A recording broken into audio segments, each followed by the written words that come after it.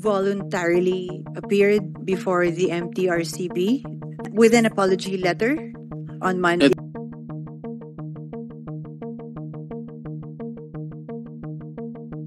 Humingi na ng kapatawaran ng noontime show na EAT hinggil sa lubid joke ni Henyo Master Joey De Leon.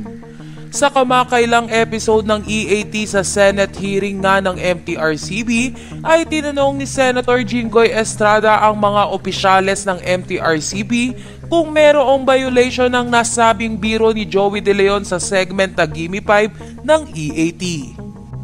Sa round 1 ng nasabing segment ay kailangan magbigay ng contestant ng 5 bagay na isinasabit sa leeg. Makikitang nahirapan ang contestant na mag-isip ng isasagot at tanging necklace lang ang nabanggit nito hanggang sa tuluyang maubusan siya ng oras.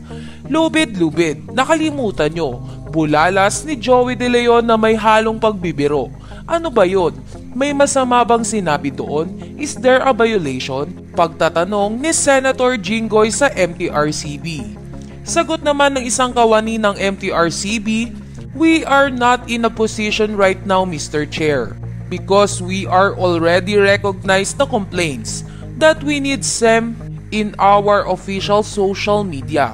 So we are now discuss it after the legal fair division."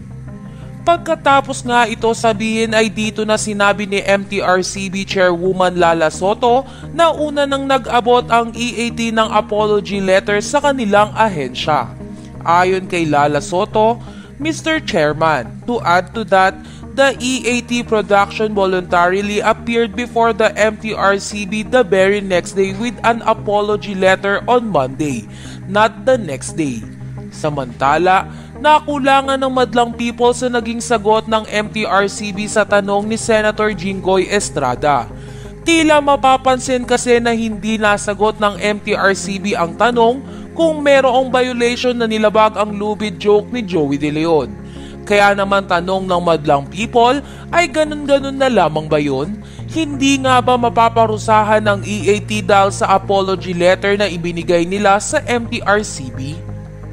Gayunpaman, para naman sa legit Dabar Cats ay dapat gayahin ng It's Showtime ang ginagawang pagpapakumbaba ng EAT tuwing sila ay nakakagawa ng mali sa national television. Anila ay hindi masama na humingi ng kapatawaran para sa ikabubuti ng iyong mga kasamahan.